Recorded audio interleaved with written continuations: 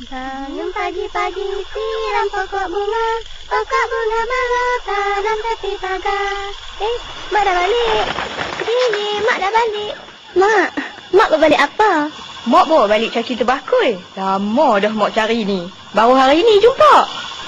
Oh. Melak, ambil pisang Sai. Nah, Mak.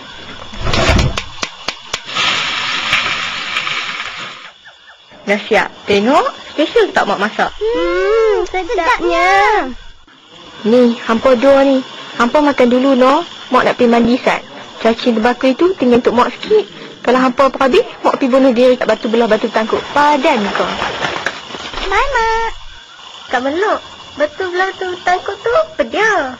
Oh, tu gua hantu yang makan darah. Tak tipu. Taknya cacing tembakau ni. Pasal apa kan? Nak lagi. Dah habis dah. Tu Mak punya. Tak, cuba tengok belakang tu. Ada lagi gelas lah. Ya ke? Mana? Oh, lagi gelasku.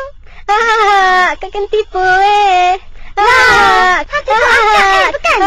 Balik nanti. Aduh. Hampa dua. Mana ada cacing terbakul mak? Hampa makan bagi habis ke? Ya Allah. Sampai hati hampa dua buat mak macam ni. Lah ni, mak tak mau jaga hampa dah. Nak mak kena telan dengan batu belah batu bertangkuk. Batu belah, batu bertangkuk. Makanlah aku. Aku kepunan cacing terbakul.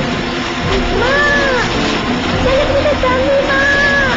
Aduh, tak nak tinggal anak derhaka tu.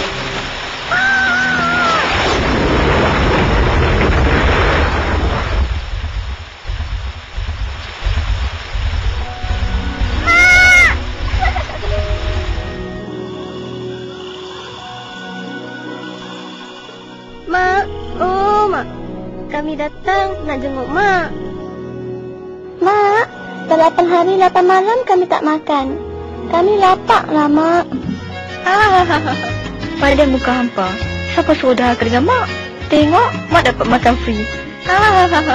Mak kejam. Kasihlah sikit. Tak boleh. Mak cantik lah hari ni. Ya ke? Kasihlah sikit. Hampa puji mak 100 kali pun tak guna. Kalau 200 kali? Tak boleh. Kalau 300 kali? Boleh? Boleh ke, Mak? Boleh belah.